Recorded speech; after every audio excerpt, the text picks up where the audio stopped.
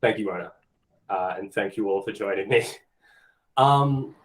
So I'm talking about linguistics because I'm trying to convince everyone I'm a copywriter, and I feel like if I talked about anything different, it would sort of undermine that. The sort of thing going in was I really like the sort of thing going in was I really like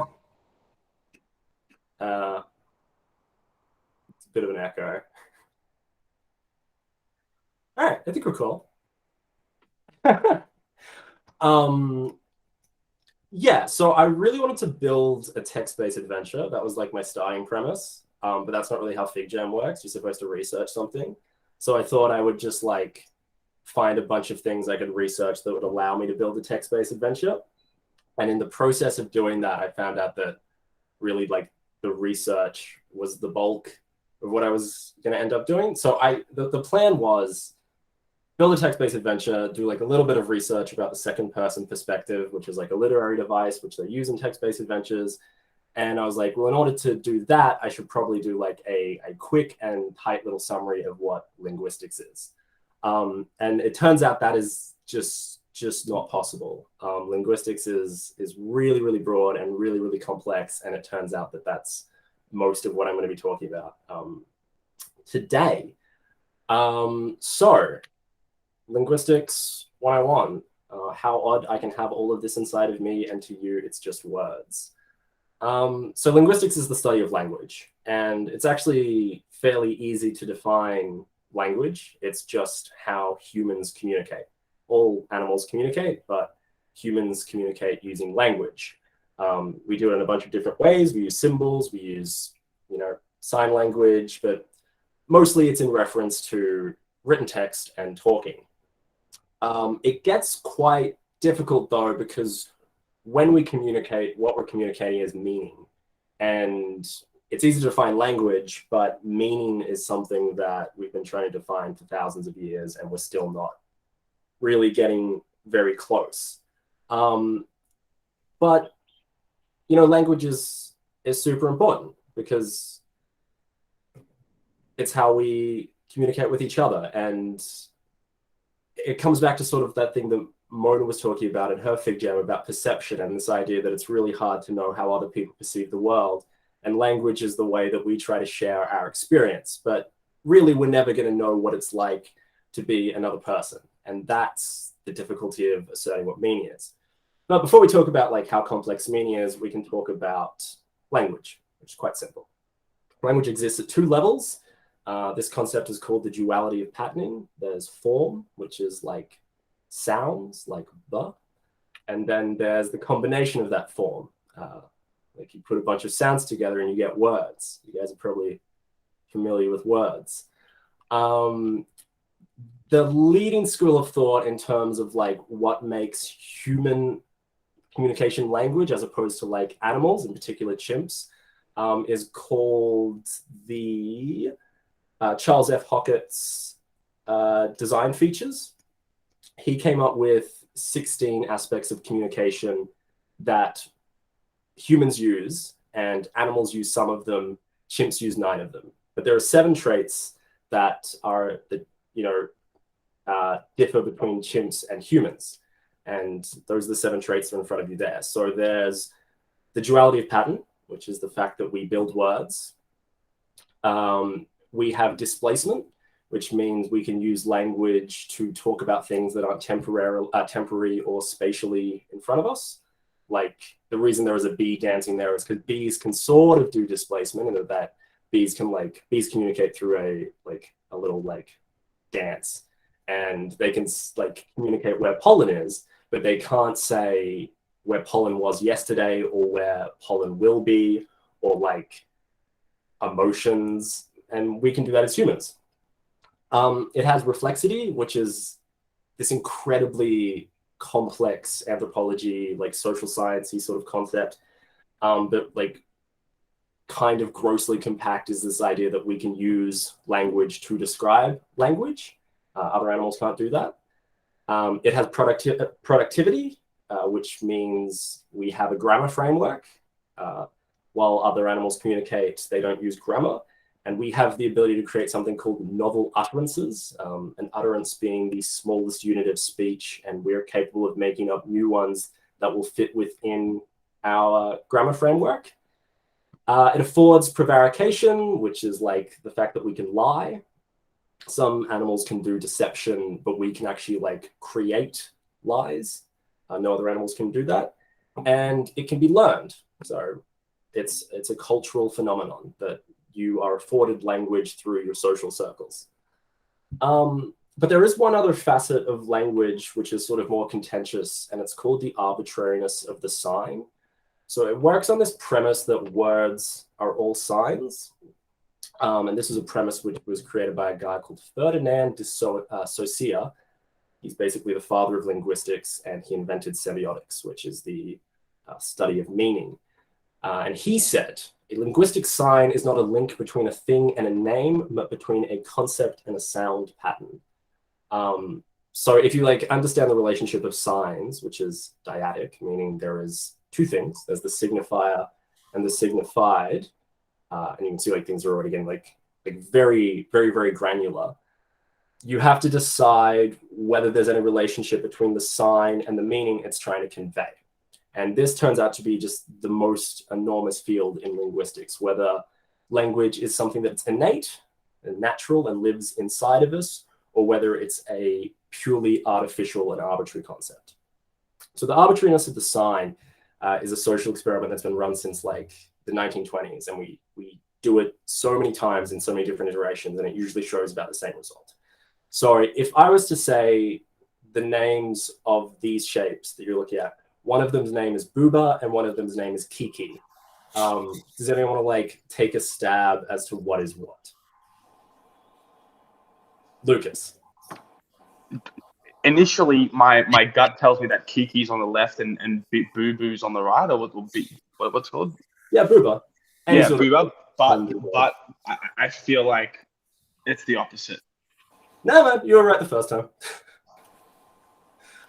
So yeah, and this is an experiment they've run in like so many different languages all around the world for a very, very long time.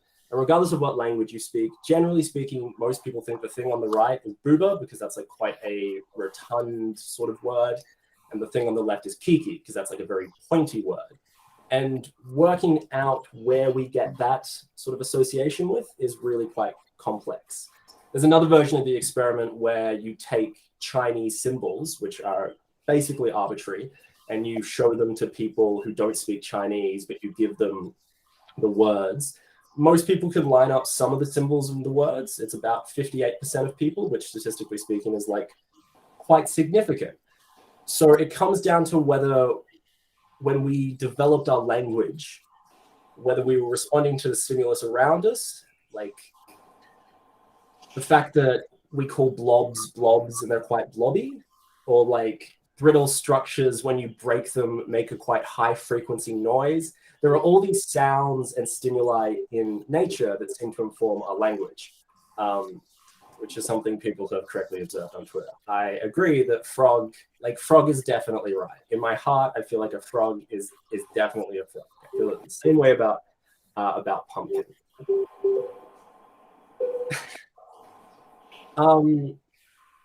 So that was all like quite granular. If we just like take a step back and talk about linguistics again, there are like some quite simple, concise building blocks. So this is the general consensus of the main fields of linguistics, going small to big. And you know, the first four sounds, which are like the building blocks, or I've pointed out atomic design because I was like, oh, I read the onboarding material when I started. Like sounds are the smallest molecules, and then they build bigger structures. So phonology is how those sounds join together, and we're not quite building words yet. We're just building, you know, sounds. Morphology is the internal structure of words. So like the combination of the smaller sounds, which are called morphemes. And like a morpheme can be a word, but it can also be like a prefix or a suffix, and how you can combine different known sort of entities to create different meaning. Then once you start throwing words in sentences, you have to deal with syntax, which is the order of the words and how you can change the order to change meaning.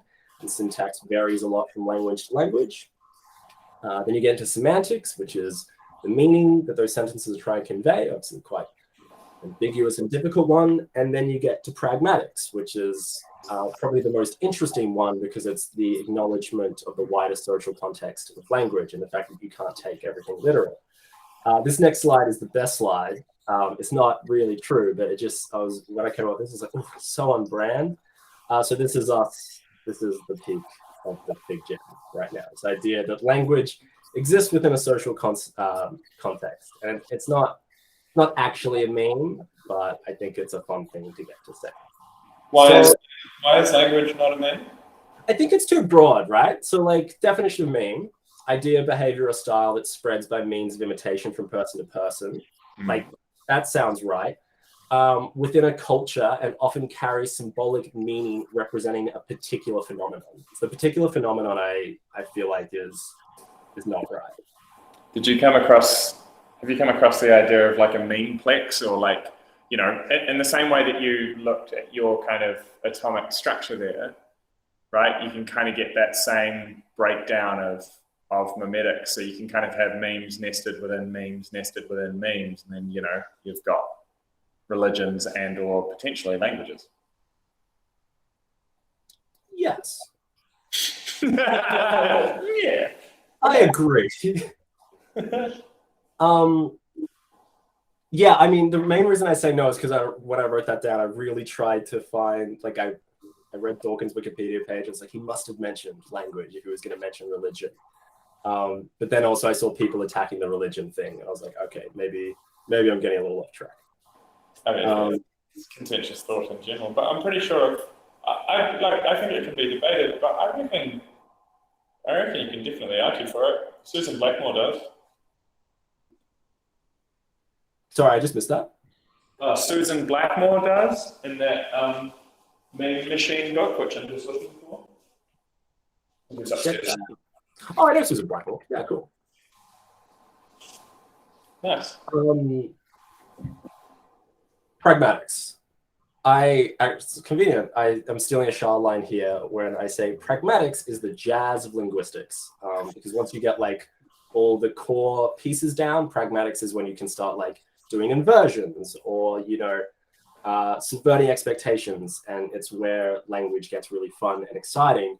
And especially in terms of like writing copy for brands, it's how you make like the most engaging content. So like with the Mitch Hedberg joke, I used to do drugs.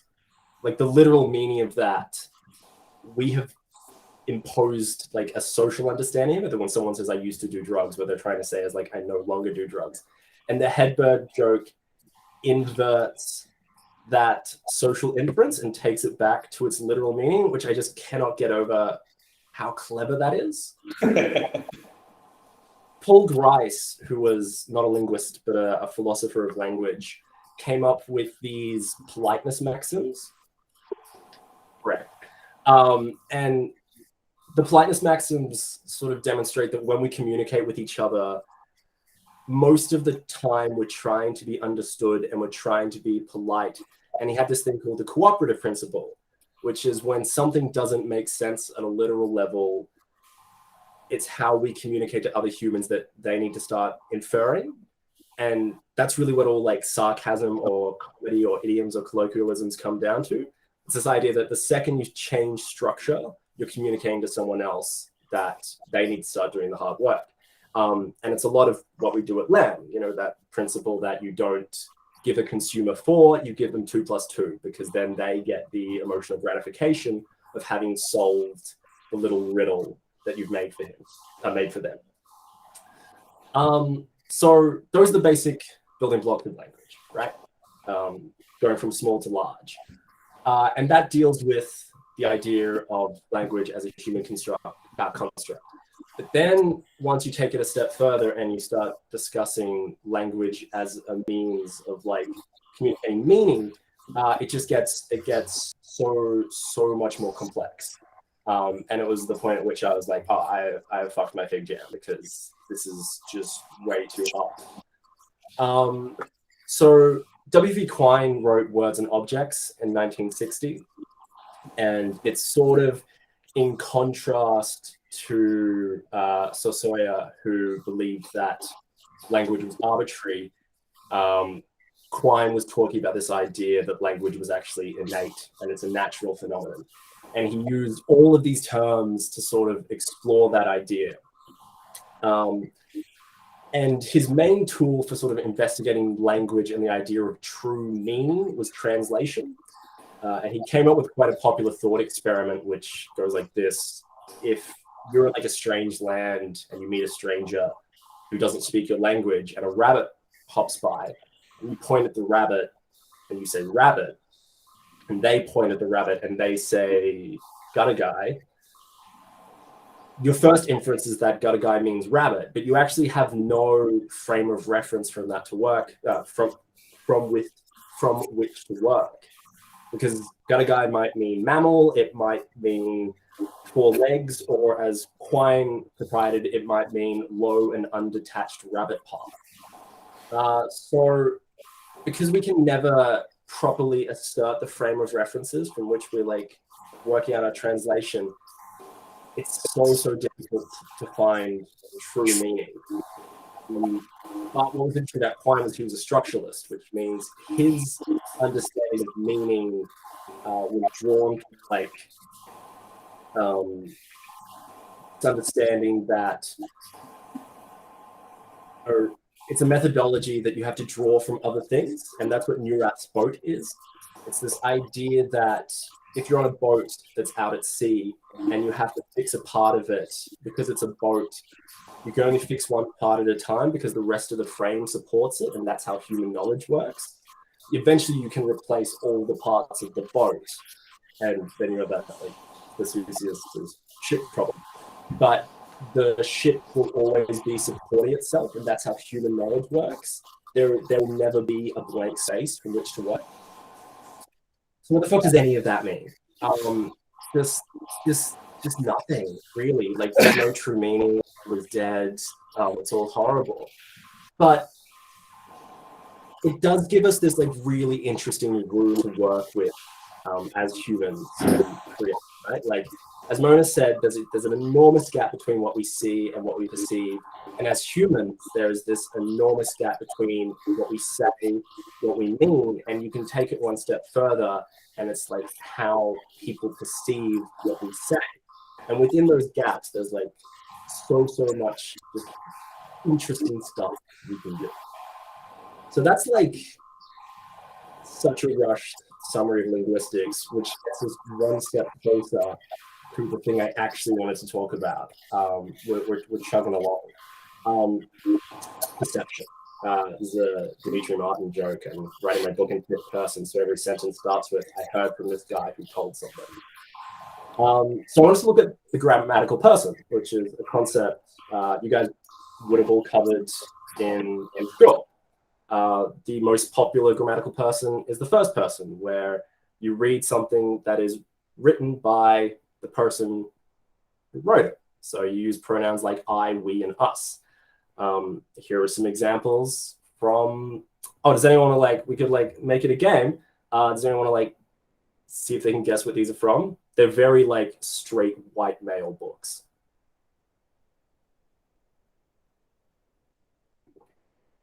In my younger years, start there. I don't know, did Steinbeck write that? He did not, but it's very Steinbeck-y. As like a clue to everyone else, Leonardo DiCaprio played the protagonist in the movie of this book. The Great Gatsby? The Great Gatsby. When he was nearly 13, my brother Jem got his arm badly broken at the elbow. Oh, you guys should be able to get this one. The arm broke in a similar way to how the Deep South was broken in the 20s, and it never healed back properly. And also Atticus Finch was there. Django Unchained? Yes, it was. Shah, I think you're muted, but it looked like you said To Kill a Mockingbird. Yeah, cool.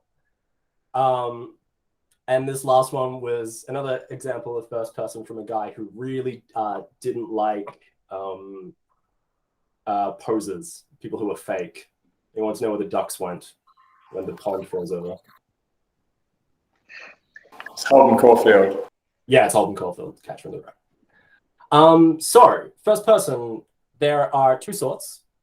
Central first person, which is where the person who is the protagonist of the story is telling the story. And then there's peripheral first person. The Great Gatsby is a fantastic example of that because Nick Carraway is telling the story of Gatsby, right? He's kind of the narrator, but it's told from the first person. And because we understand that he's the narrator, we understand that everything he sees is being, affected by his emotions, his trepidations. It's a very intimate conversation with the author. It also restricts the information, so we only know what the first person sees, which means it's a genre that lends itself to, crime thrillers and mysteries and stuff like that. And it's very popular because it's easy to form a sort of intimacy between you and the character because you live in their brain, you understand their thoughts and their fears and their trepidations. It's also quite high stakes because traditionally in a first-person book, you know that the author is in real danger because if they die, the book will end. That's not something that happens in sort of third person, which is the next grammatical person I want to talk about. I'm not actually... Do you guys want to guess what the top one's from? Did you all say Harry Potter? Yeah, sick. So third person is interesting because it has two forms. Close limited third person, where while the narrator isn't the main character, they kind of restrict themselves to the feelings and the perceptions of the main character. So Harry Potter is a good example because even though it's not first person, the story mostly follows Harry, and the information that the reader is given is limited to the information that Harry has. And then you compare that to third person omniscient, where the narrator can jump around time, they can provide a lot more insight into a lot more characters, but it's very low stakes. It's not a very emotional form of writing. It's almost analytical sometimes. And then I've also included third person unreliable, which is just where the narrator can't be trusted. And that is an extract from Shutter Island, which is the only example of third person unreliable that I could find. I've done these in a weird order. Now we're on to fourth person, which I found one essay about, and I don't think it's real. I don't know if anyone knows David Coe, but whatever he's talking about is not very convincing. He pertains that fourth person is the idea of we as a collective consciousness. It's a story told from the inside of the narrative as opposed to outside, to the point that it can't be observed, which sounds like a very convenient lie. The perspective is that of multiple narrators saying varying things in chaotic ways, and it can only be observed if you take a big step back. It's like a 20-minute article. I just don't think fourth person is a thing. I agree. If you're saying the emergence of the collective subjective, then you probably know you're onto some bullshit. Yeah, and then he started being like, oh, you know what it's like? It's a lot like the blockchain. I was like, all right, well, you're clearly stretching, right? So I included it for posterity, but it's definitely not a real. It's just using we is just spicy first person, right? It's not. If you remember nothing, forget this. And then we finally get to second person, which is the actual thing I wanted to talk about 30 minutes ago. So there's a lot of housekeeping in order to get us here. So second person isn't used very often in literature. And it's this idea, the person who's writing the book is telling you exactly what's happening. So that top right quote, "Come nighttime, you are lying in your bunk," is from a book called Buffalo Soldier by Robert O'Connor. They made a movie out of it. Joaquin Phoenix played the opponent's character. And it is about a soldier during the Gulf War, but you are the soldier, and all of the actions that are happening to you. And obviously you can't make decisions because it's a book, so you're told what your decisions are. And it's a really, really interesting literary device, because it's, of all the grammatical persons, the space between the reader and the writer is the smallest, right? And it shows up in a lot of different forms. Like top left is Beastie Boys lyrics. Like lyrics quite frequently are written in second person. And then the other main forms are text-based adventures and like choose your own adventure books, where, you know, you wake up in a room and you have to make decisions. And as a literary device, I wanted to talk about it because it's really interesting in terms of novels. But what I like didn't realize, it's actually like wildly prevalent in like advertising and branding. So as much as like I wanted to talk about, you guys are probably like already quite familiar with it, yeah? Like a lot of the Donata copy has been written in second person. It's a fantastic way to remove agency from the reader and just say, you want this. This is how you feel. This is the future we envision for you, which is like, it's almost lazy. So like, here are a couple of examples. You're not you when you're hungry is probably like the iconic example of second person perspective. As like a fun little exercise, I inverted it into the other grammatical people. Recipes are often written in second person because there's like an intimacy to them and you're the person doing the actual actions. That is a quote from Disco Elysium, which is a recent text-based adventure which came out. And if anyone is into video games, not only is Disco Elysium a tremendous video game, it is just the best thing ever made. Of all the things we've ever made as a species, that's it. So I would really highly recommend it. And then on the far left is a choose your own adventure book. So there's a lot of academic writing about second person in advertising. In Guy Cook's The Discourse of Advertising, he describes the pronoun you as almost ubiquitous with advertising.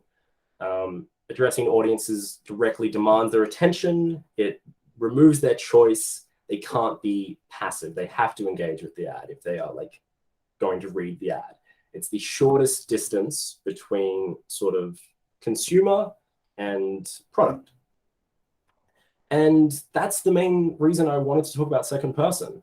I mean, like the main reason is because I wanted to build a text-based game, but I spent so much time trying to work out what the fuck meaning is that I never really like got around to it.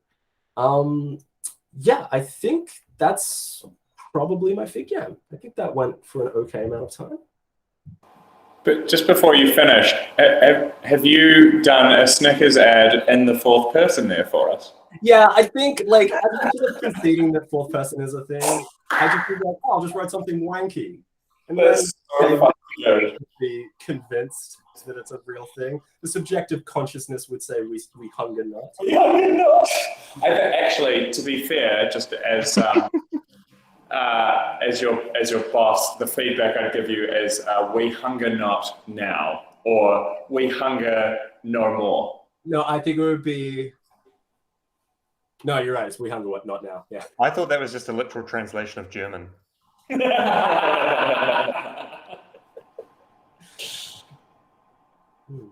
Mate, that's fucking cool.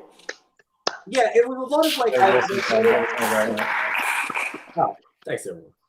I talked about how much I liked words a lot, and it did get a bit granular, and I think in parts it's probably a little bit hard to follow, but it really was like, oh shit, I really want to like go away and really like get linguistics, because it's insane. You stare at linguistics long enough and it becomes like philosophy seamlessly. It's so interesting. Well, to that point, I'm impressed that you went through 40 odd minutes of that without mentioning Wittgenstein or Noam Chomsky. So I reckon you get like triple points for not getting into that. Chomsky was like a very deliberate decision, because like him and Quine like really went at each other, because like Chomsky's universal grammar thing just seems horseshit. Yeah, it does seem like horseshit, right? And I was like, I'm just not going to do it, right? So yeah, the Chomsky thing at least was a deliberate decision. Nice. There's a book that a university professor in Auckland wrote. I think his name's Michael Shavlis or something. Basically, like this guy's almost built a career out of just every time Noam Chomsky, he's about the same age, every time Noam Chomsky says something, he's like, no. It's quite good. Tom, when you write your novel, from which point of view will you write it and why? Probably, I think when I write my novel, have you read A Heartbreaking Work of Staggering Genius by Dave Eggers? So it's like what's it called? A Bildungsroman, where it's just like the plight of like a dude working out who he is, and it'll be all first person. And it'll just be like, man, all of my thoughts are so real and visceral and interesting. Everyone needs to know about that. So yeah, first person. Mona. Hello, Tom. Thank you for that really entertaining and hilarious at times, Big Jam. I've been wondering what your favorite word is, since you love words so much. Oh, Mona, I'm so glad you asked. I like liquid. I think we got liquid right. And I think when we come back to this idea that it in your heart, right? Liquid is right. So is jagged. Jagged and liquid are definitely correct. Everything else I'm on the fence about. Lucas, you are so deep in thought. You're just like, fuck yeah. Yeah, this is really interesting. It's kind of like how people have names that suit them. Like Lucas is definitely a Lucas. I feel that. This is what I was telling Charlotte and Nan yesterday. I had a friend in high school whose name was Sonia, and I hated that name for her because it didn't suit. And Charlotte said, "Oh, you're such a bully." But I was like, no, it's just, I should have said, it's just linguistics, baby. It's all linguistics, baby. In high school, in year 9, a kid joined, and his name was Josh, and he said, "Hi, everyone, my name is Josh." And we said, "No, it's not, it's Ted." And that was bullying, is what that was. That had nothing to do with linguistics. We were assholes. We were just really mean to Ted. Well, that's not very good. No, it wasn't my proudest moment. But, I just wanted to fit in. Everyone else was doing it.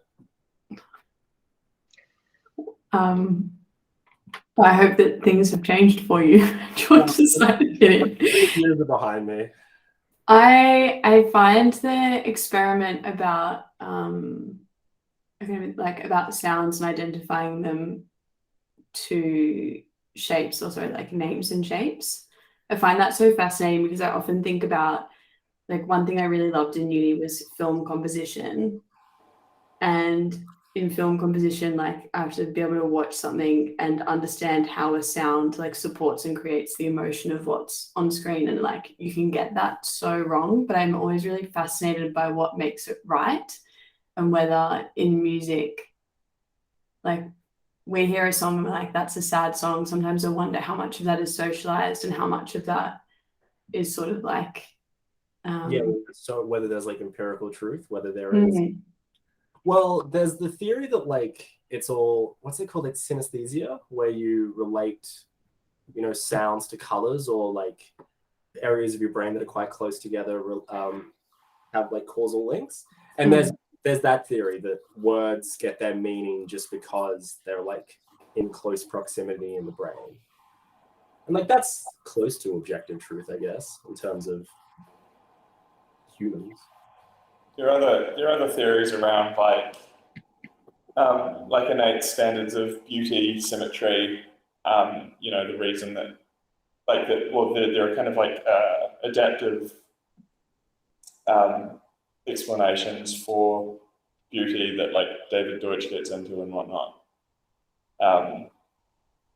There are advantages or evolved advantages of being pleasing to the eye, and so that sort of infers an objective sort of state of eye pleasingness, which I think like gets complicated and or convoluted by like that kind of intersubjective social kind of layer, right? Like we can teach ourselves out of or subvert those standards, and get really jazzed about like something that is quite unnatural or discordant or super not, you know, not perfect or expected and you know, quote unquote jazzy. It's sort of what you're talking about with humor at the start there. You know, you can teach yourself and the people around you, the society around you, to kind of like enjoy things not being the way they sort of should be. I think there's a pretty good argument for there being a way things should be that feels quite innate.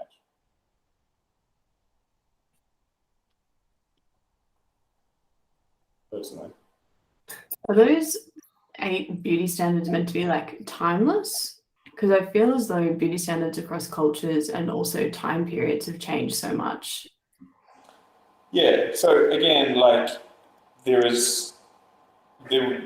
within this theory, there are gradations to it. So yeah, like you get like fashions and fads, right? Which kind of sit atop, but sort of, again, they sit atop or in response to something that is more durable and more universal, you know? So like, even though we will get really, you know, we'll change our minds about like what fashion is kind of beautiful, or whether or not like people should be skinny or curvy or whatever, based, and that'll be pretty heavily informed by kind of cultural or societal mores. You know, almost anyone can kind of like appreciate that a rose is quite pretty, right? Like there's something kind of innate about that and seems quite timeless. So I mean, you can't get into the theory without getting into the details of it, I suppose, but these things kind of operate at different time scales, if that makes sense.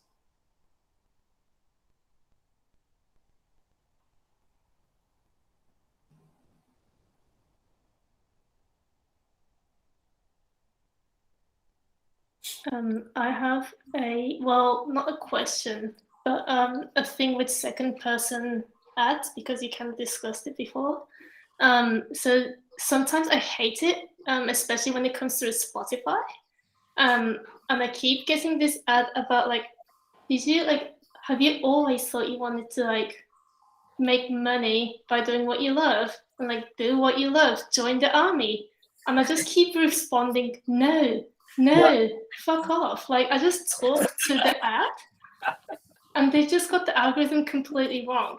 But like sometimes like does anyone get annoyed with like someone trying to tell you something? Yeah, you don't know me. Like that annoys me. Yeah, for sure. On the other hand, Louis, the answer to that one is just pay $11 a fucking month for Spotify. That'll fix that one right up. I don't know, is $11? Maybe it might be worth getting rid of that army ad, but or just write an actual good ad that actually. Except for Neil Young, I reckon that's worth it. Yeah. You could just join the army and see what happens. That's the yeah. What do you love? Design position. Maybe do they need Figma? I was thinking about Trump when you were talking about second person, because he has this kind of really bizarre way of speaking where he starts talking about himself and then instead of saying it's like the biggest crowd I've ever seen, he'll all of a sudden switch and say it's the biggest crowd you have ever seen. And he creates kind of accidental brain worms with his stupidity, where it's really easy to convince someone. It's like he uses those Escher sentences, where it's like more people have been to New Zealand than I have, and it sounds like it should make sense, but it actually doesn't. So he has this weird way of combining nonsensical syntax with like second person presuppositioning, and none of it makes absolutely any sense, but because he's telling people how to feel, it's like it's fascinating how dumb it all is. But yeah, I think there's actually a book on it, like on all those like strategies or tactics that he used in the way that he talks, and like all called Win Bigly, and it's like basically like all like the mistakes he made. There's a theory that like he did it all on purpose because they're all like psychological hacks. There is zero chance of that. Isn't he like a 4D chess master? Isn't that what's going on? What's that? Isn't he like playing he's a 4D chess master? He's playing chess in a different dimension to everyone else. Yeah, that's a long con.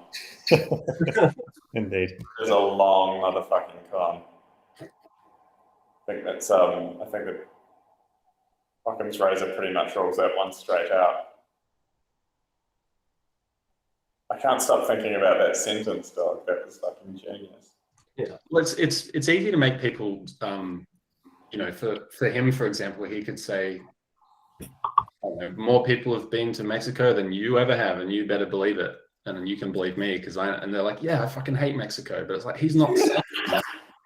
He's just saying like words and you, and it's just like getting shoved in your ear. I think it's like when you hear stuff like that, like your reaction, Newton, it's either like you're either kind of tuned off to it, like it's just a normal ad, or you find it like really abrasive. And I think it's probably rarer to find second person as abrasive as you do. So Spotify ads don't piss me off because I pay $11 a month for premium. Easy peasy solve. It's a cool thought though. Like I'd never thought about this, Tom. Like about how I think you said at one point, like it's almost the laziest way to communicate with people because you're just telling them what to feel. And like that's so fucking true. And I'd never even thought about that. And it's such a like subversion of expectation. Like you don't expect, and I think like especially in the case of Trump, you don't expect someone to sit down and just tell you how you feel. And it's it must like bypass like your natural defense mechanisms because you're like, oh, okay, if that's how I feel. In saying that though, I don't think Louis is gonna join the army. Like, but if you do it enough times though, I wonder.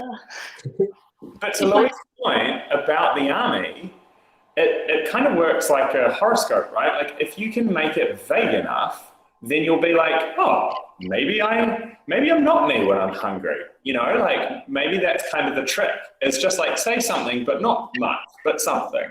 That's either like something you probably don't want or you probably would like to think you are. And then you've done it.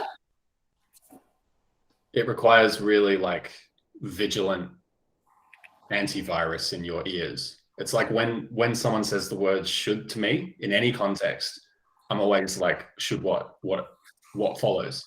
Because you're telling me how my life works when you use that word, you know? But there are so many words like that, that if you're not vigilant and you're not thinking about it, then you are getting like just attacked with opinions, and it kind of changes who you are. Yeah. Sounds paranoid. But yeah, it sounds really paranoid. Take a breath. I love it. Everything jam comes back to your paranoia. How do you feel about spelling, Tom? About what? Spelling. Like it's the spelling of words. Yeah. Oh yeah, no, I like quite strongly believe in terms of spelling and grammar that as long as you convey meaning and like that meaning is understood, everything else is like optional. That is not like an approach I bring to like brand copy because it would get me fired. But yeah, no, I don't like anyone ever correcting me because I'm like, well, you knew what I was saying. Like I've achieved the thing that the communication was supposed to achieve. That is how I feel about spelling. I also really like that Will Forte SNL skit where he spells something. I'll post it in there. Yeah, the reason I ask is because, Dog, you feel very passionately about spelling, don't you? The reason, honestly, is because if we spell better habitually, then I won't have to spell check everyone's Figma designs, which is what I currently have to do. So it's about saving myself time. It's a very selfish sort of position that I have. I've actually been going through everyone's Figma designs and like putting in spelling mistakes just as a way of like pushing humanity forward. Do you think that there's like A future where people don't care? Yeah, but I think it's like a, darkest timeline situation. I think we're going to reach a fork in the road. Like, remember how we used to talk online and it was like we refused to use capitals and like we were all like TYBM. And then we went like full capital, full stop, and then we came back.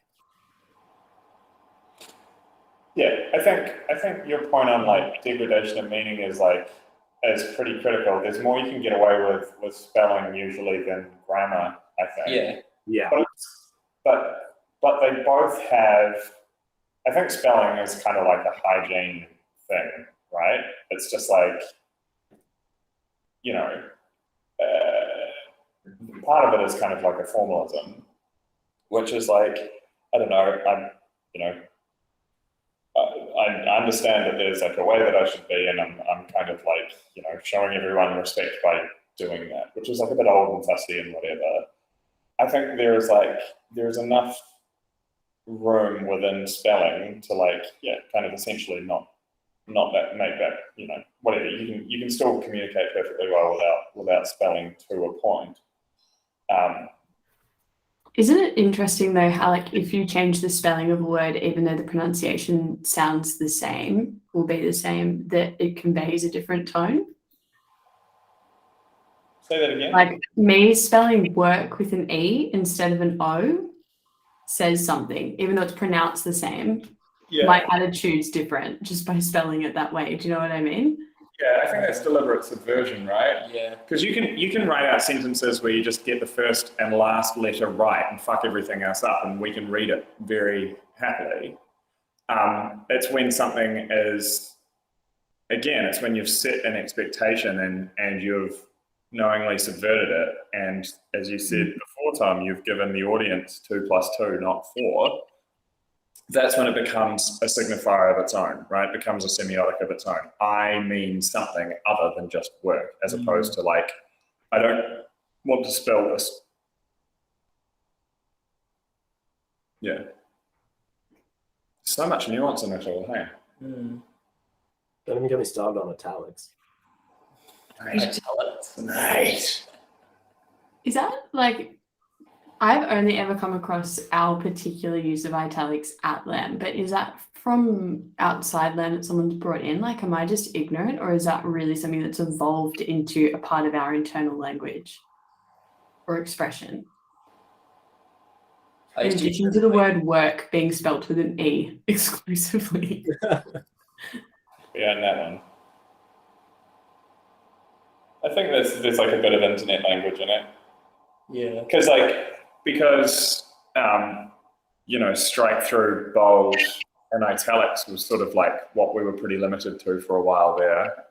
A lot of like internet, 1.0 language and very early 2.0 language. Well, no, 1.9 language or whatever was quite like, you have your asterisks and you have your underlines either side and whatnot, So I think we're just rocking that. Is internet language documented somewhere from like the early years? It's super interesting. People have done many a thesis on it. I'm sure there's like, there's tons and tons of papers on it. You can also still go to the GeoCities Space Jam site. So yeah, that'll show you a lot. Welcome to my web blog. There's actually a very long Medium piece about that, comparing it to the new Space Jam website. Yeah, didn't they reference it or something in the new one? Yeah. Anyone watch that movie? Is there any reason to watch that movie? I watched the second one. Really? I actually liked it. Really? Yeah. Huh. It's LeBron James and Space Jam. It's just all the IP that Warner Bros. owns. Yeah. Look at all of our properties. That's what makes it worth seeing it. It's not a great story, but it's a fun one. I watched it on the plane. You're right. Jam. Tom, what are your thoughts on this whole second person shtick? Like, it's a good point that you don't see it around other than. I mean, it's not great, but brand and advertising language is kind of only otherwise seen in recipes, or like some pick a path adventure kind of vibe. What's your thoughts? What do we do? What do we do about this? Well, I do like before coming to Lamb, before having an interest in copy, I've always felt like it should be used in the literary world way more. I think it's such a compelling way to write a story. And you start doing research into it, and it's there are about 8 novels that everyone respects as the ones that have done second person incredibly well. And then it's really not delved into it. I'm not gonna reiterate all the reasons I think it's great, but I think it's really powerful and it should be being used more. I think in a Lamb context, Anand and I were sort of talking about creating a client funnel or something, some sort of maybe a chat bot or something that talks to you in second person and is oh, this is why you're at this site. Maybe this is what you want to do.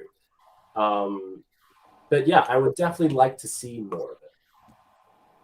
What's the most underutilized tense in second person? Definitely not present or past. Future. By Could be default. future, huh? You will. It's because it just feels creepy and weird. Someone's talking to you Yeah, this is what your future. definitively about your future. Horoscopes. It's got a real hard. Yeah. Yeah, most horoscopes. Most horoscopes. Yeah. Also has a real paternal kind of being told off kind of vibe. Mm. You will go down to the shop. You will eat our candy and you will fucking like it.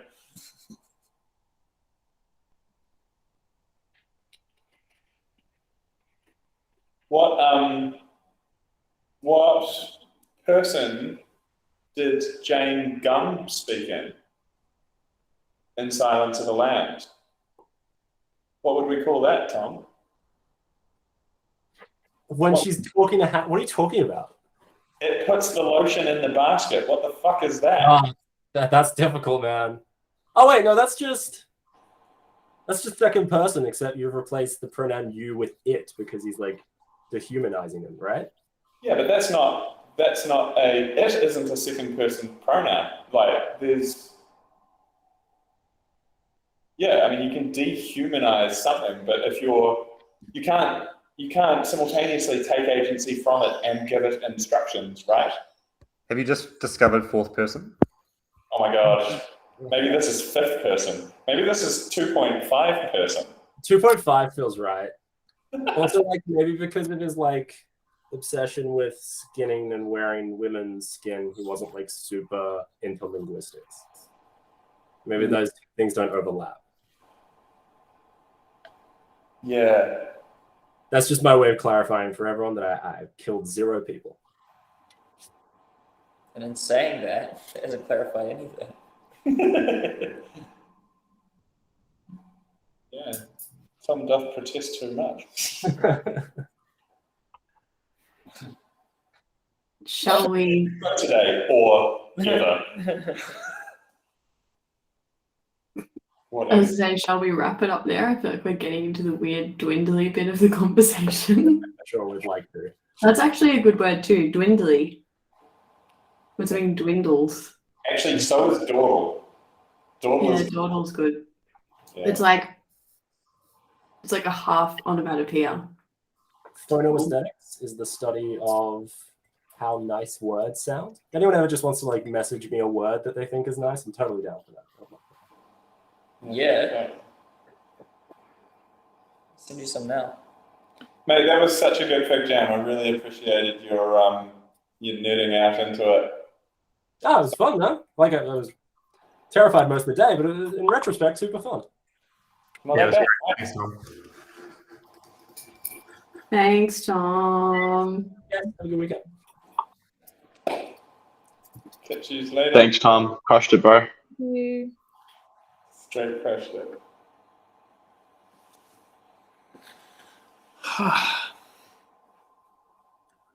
Fucking figure this out. Firstly,